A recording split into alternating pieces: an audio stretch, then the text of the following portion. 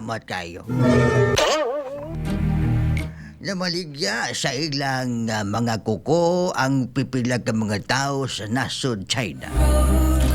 Isip sagol sa traditional medicine.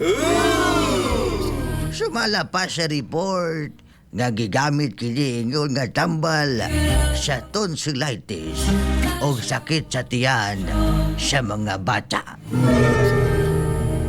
Ginapalit ang kuko sa tao sa mga kumpanya gikan sa mga komunidad. Ginalimpyuhan, ginapauga o ginahimo nga pulbo sa dili pay sagol sa ilang mga produkto.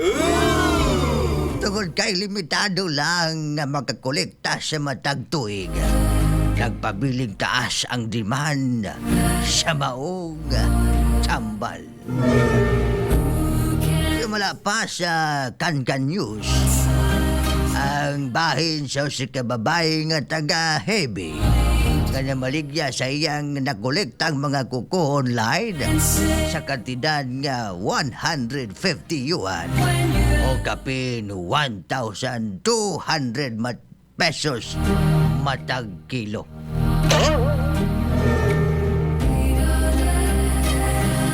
Tug na kay doon ako'y usa ka kining niag scholar nga gikan sa China. Wala kuko.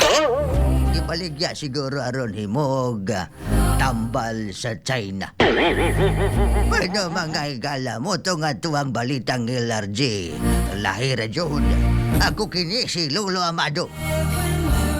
Amigo ni Douglas MacArthur og ni Yamashita. Dili gwapo, dili mistiso, pero doon ay mga scholar. Nalibog na lang ko saya kong igasto. Nakang salamat. Good morning. Bye-bye.